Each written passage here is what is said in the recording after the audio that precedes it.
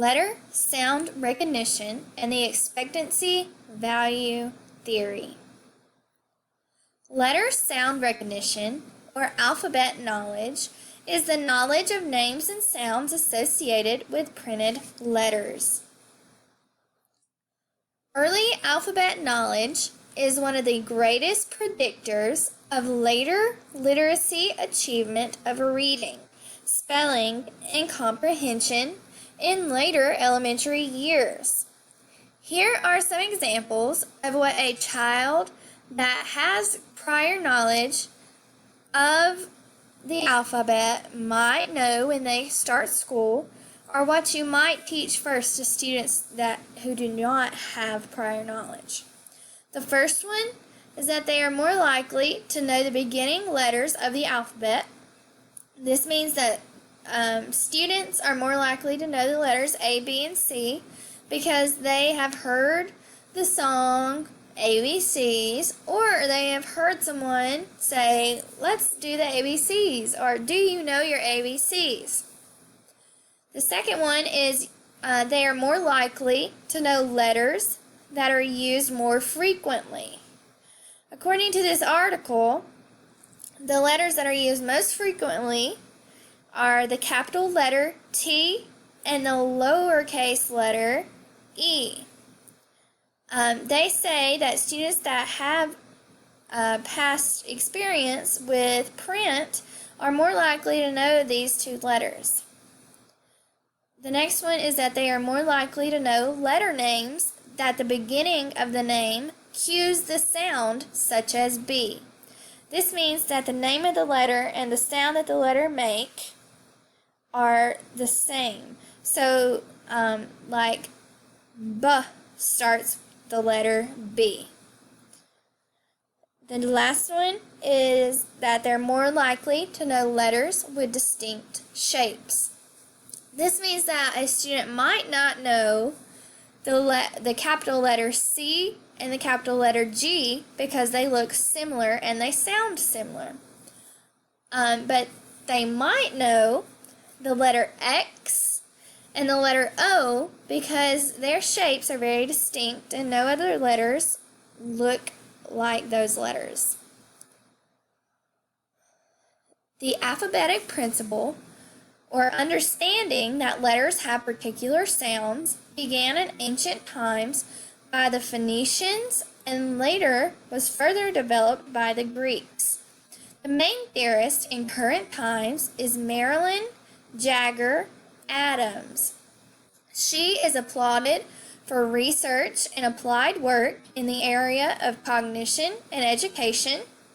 She is the recipient of the American Educational Research Association's Sylvia Scribner Award. She is also the author of 2 books, The Beginning to Read, Thinking and Learning About Print, and Phonemic Awareness in Young Children.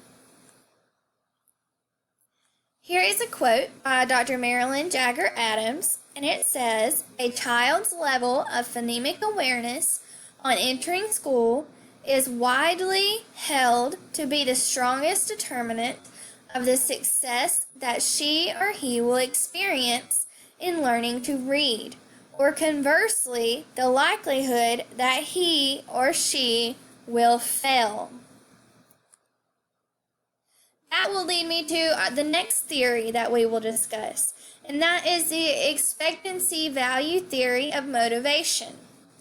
Expectancy is a person's beliefs on how well they will do on a task, and value is how much a person values their success on the activity.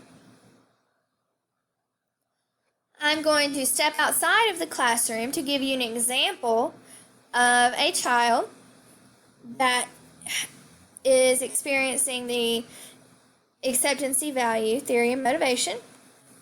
Let's say that a child wants to learn how to ride a bike because his older brother knows how to ride a bike. He thinks, or he looks up to his older brother, so riding a bike is one of his goals. He really wants to do this goal, so he values the goal of riding a bike. He also believes that he will be able to ride a bike because he will have his brother that will help him learn and his parents that will also help him learn. So, if he has a high belief that he can learn how to ride a bike and he values learning how to ride a bike, the higher this is, the higher motivated he will be to do the task. Martin Fishbein is the father of the expectancy value theory. He was born in 1963. He died November 27th, 2009. He was a professor at the University of Illinois, and he later expanded the expectancy value of motivation theory into the theory of reasoned action for psychology. How are these connected? In my opinion, I think it's very simple how they're connected. If a student lacks letter-sound recognition, they may lose the confidence in their reading skills and abilities. Losing confidence in these skills lowers both the expectancy and value a child puts on the task. If a student is successful with letter-sound recognition, this would boost the expectancy and value a child has on reading, making for a more successful experience. I will give you an example from my classroom. This is true. I had a student that was having problems with letter sound recognition. He was confusing letters that looked similar, such as lowercase b and d, p and q, and s and z. So, because he was having these problems, he was having problem with vocabulary within sentences or within reading, and he was having problem with the comprehension when he was reading a sentence or a book or anything for that matter. So here's an example that I gave you.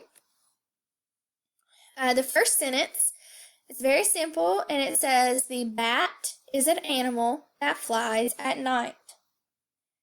If he read it this way, it would be very simple for him to understand. All the words in this sentence are on his vocabulary level, and he is able to comprehend the sentence. However, if he changes the B in bat to a D, it changes the sentence to, "The dat is an animal that flies at night." So, because he's never heard of a dat, and he doesn't know what a dat is, he doesn't know if he's reading it correctly, and he becomes confused. He doesn't know the vocabulary, which leads him to not know the comprehension of the sentence, and this made him very frustrated. But however, after working with him throughout the year and helping him to get better with his letter recognition, he became more motivated to read. I would even notice him grabbing a book during free time instead of doing a different activity. He started to enjoy reading because he understood what he was reading. He understood the vocabulary, and he wasn't just reading nonsense words. So, because he fixed this problem, he had more expectancy and more value for his reading experiences. Classroom application.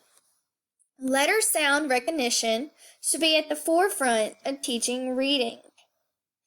Like the quote by Dr. Adams previously, she said that letter sound recognition was predicted how well a student would read in the future.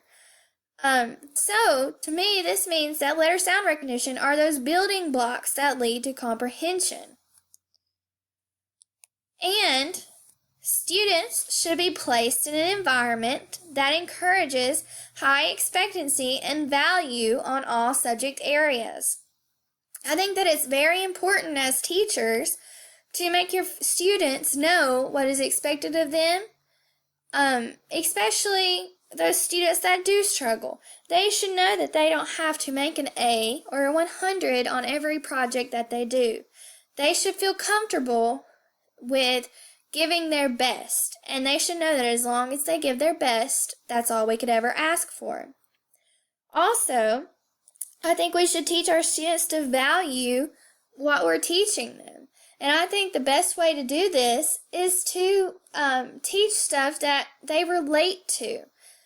A student will value something that they can relate to their own life experiences much more than something that they have no background knowledge of. Some specific activities you can use in your classroom are guided reading activities, reading centers that help develop letter sound recognition, teach letters that occur in first name, and teach the easiest letters first. Here is a diagram that shows you which letters are supposed to be the easiest for students to learn, and letters, names, and letter sounds, and which ones are more difficult. First, you'll see that it says the first initial is the easiest for students to learn because they have some knowledge of this, probably. They have discussed their name with their parents or someone, and they're more than likely know the first letter of their name or have some experience with it.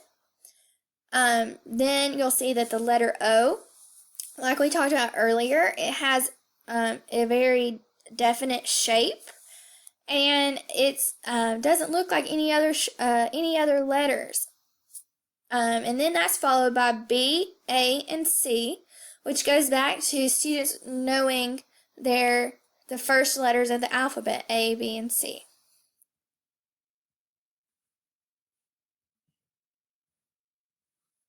Technology. These I actually use in my classroom, but the first one is spellingcity.com.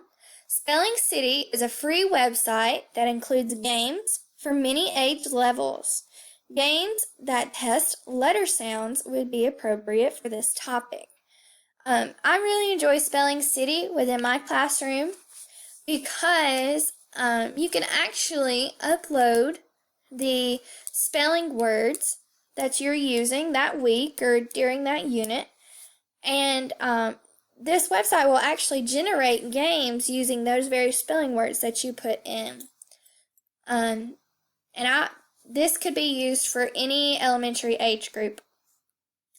abcyeah.com is also a website that offers free matching games for letter, name, and sound. And last are my references.